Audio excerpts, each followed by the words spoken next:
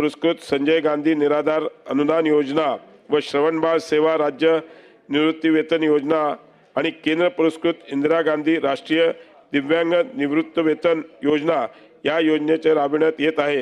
या योजनेअंतर्गत सर्व प्रभागातील दिव्यांग बांधवांना दरमहा 1500 इतके अर्थसहाय्य देण्यात येते। या योजनेअंतर्गत दिव्यांग बांधवांना देण्यात येणाऱ्या अनुदानाच्या रकमेच्या दरमहा ₹1500 वरून ₹2500 ₹2500 असे वाढ करण्यात शासनाने निर्णय घेतलेला आहे। पुरस्कृत संजय गांधी निराधार अनुदान योजना व श्रवणबाळ सेवा राज्य निवृत्तीवेतन योजना आणि केंद्र पुरस्कृत इंदिरा गांधी राष्ट्रीय दिव्यांग निवृत्तीवेतन योजना या योजनेचे राबविण्यात येत आहे। या योजनेअंतर्गत सर्व प्रभागातील दिव्यांग बांधवांना दरमहा 1500 इतके अर्थसहाय्य देण्यात येते।